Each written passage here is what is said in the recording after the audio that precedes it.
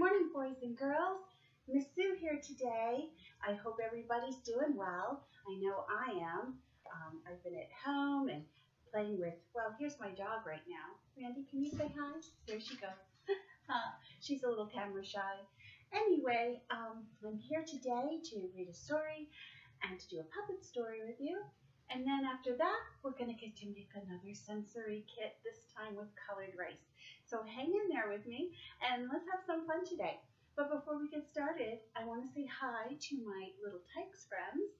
Hi Chris, hi Aubrey, Charlie and Austin. Good to see you, friends. Hope you're having fun at home and playing indoors and outdoors when you can. Good to see everybody. All right, so today we have a story called Rumble in the Jungle. Wow, Rumble in the Jungle.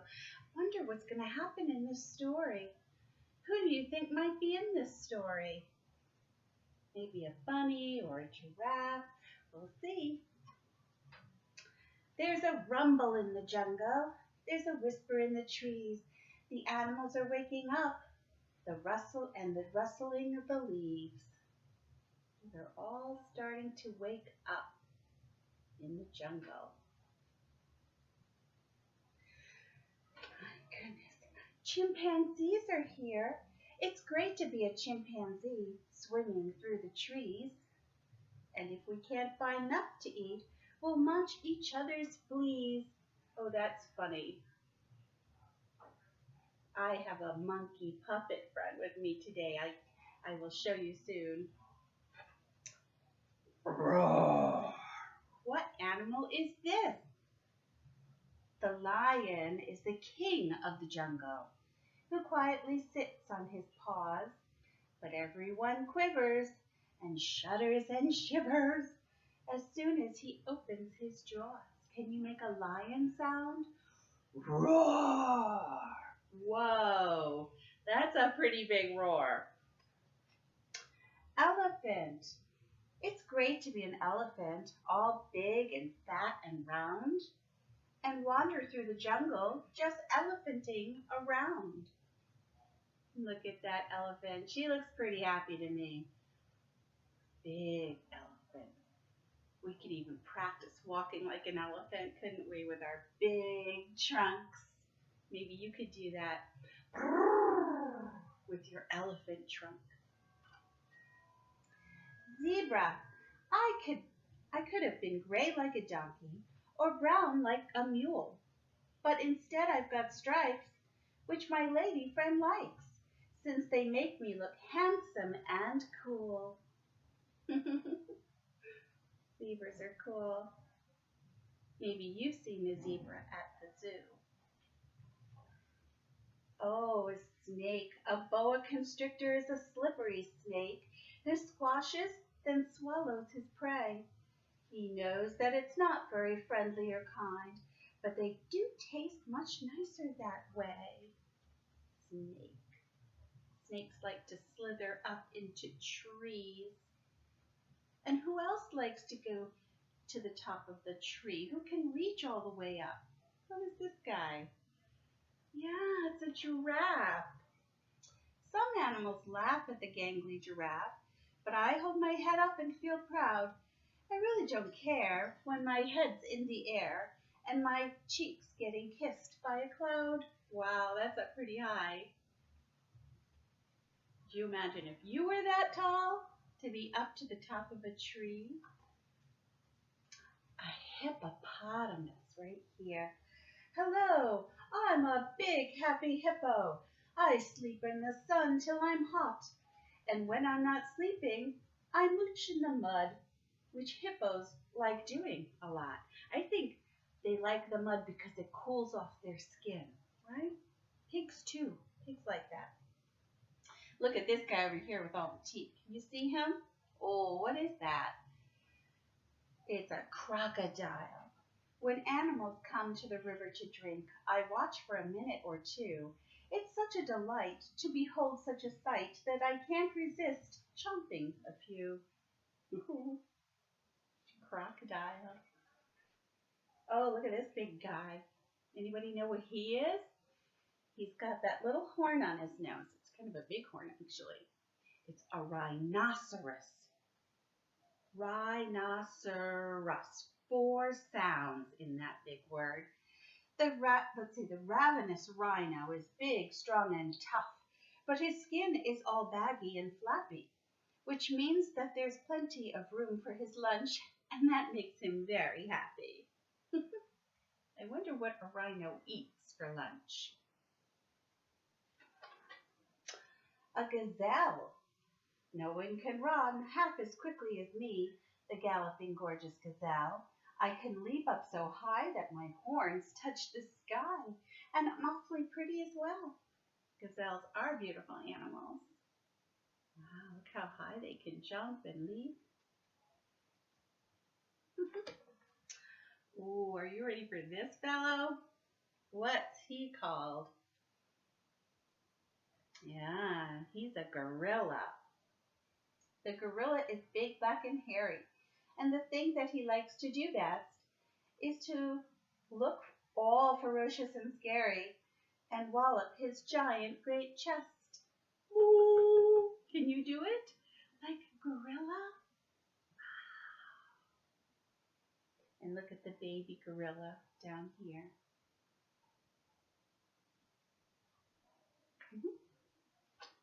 Almost done. The leopard. If you meet a hungry leopard prowling through the night, make sure you call him sir and be incredibly polite. And then another big cat is the tiger. Leopard is a big cat, and so is the tiger. Beware of the terrible tiger. You don't always know when he's there, but his eyes shine like lights in the blackest of nights, and his growl makes you tremble with fear. Grrr, says the tiger. The end. And that was the story of Rumble in the Jungle. And right now, I want to introduce you to 2 of my puppet friends. Here's my monkey. I think you remember him from class. Morty came to visit one day in class. Hi, boys and girls. I'm Morty. Hi, Morty. Glad to see you again. And who else is here today? My friend. What's your friend's name? Fergie. I'm Fergie the frog. That's a funny sound. That's my sound. Oh, I go. Oh, you have 2 different sounds. That's right. Oh, I just love my green ball. I bounce it every day. I sometimes even take it outside with me and bounce and bounce and play. I love my ball. Well, Morty, what do you say? Can I have a turn with the ball? What? I'm playing with the ball right now. I can't give it to you. Oh, but you're having so much fun. It looks like fun. I want to play too. Please, may I have a turn? Oh boy, I don't know what to do. I like my friend, but I really like my ball, and I don't want to share. Oh, I'm very sad that you won't share with me, and I'm your friend. Well, you are my friend, but sharing can be hard.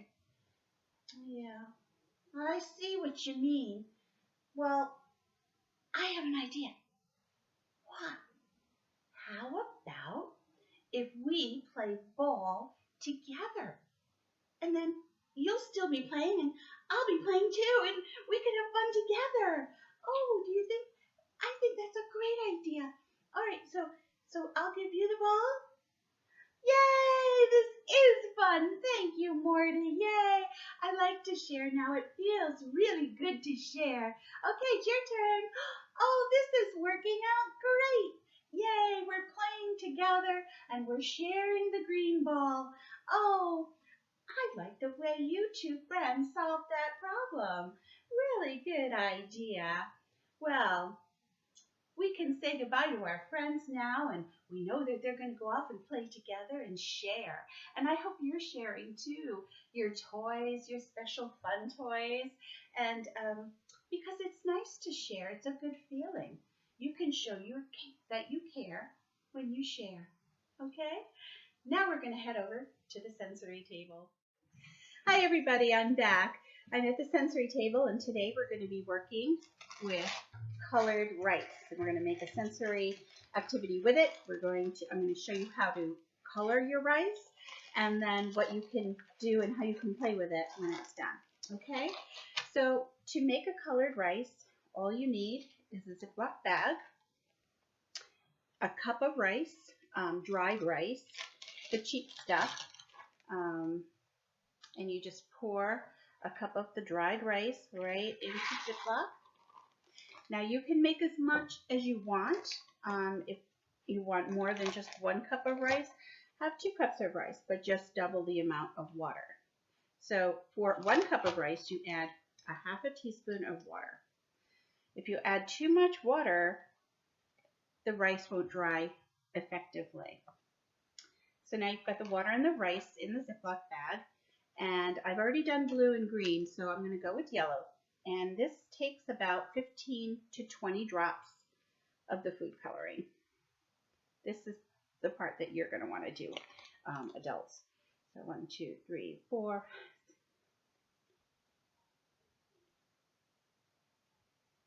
Okay, I did 20 because I really want that yellow to come out and be vibrant. Okay, now zip up your bag, and this is where your kiddos will be really helpful. Have them shake their sillies out and get that food coloring everywhere on every grain of rice. It's so much fun. Shake with your right hand, shake with your left. Maybe knead it just like that. Okay, Dad, you're also very helpful with this activity. All right, so I think it's pretty well mixed. Looks like a pretty yellow. So now I'm going to put it out to dry.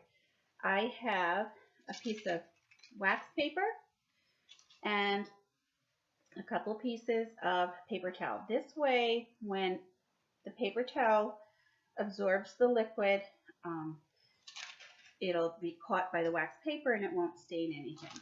You don't want to do this in your bin or your tray that you're going to work with, because it will stain.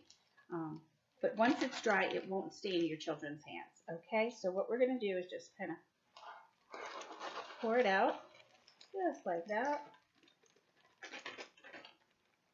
And then just spread it out with your hands.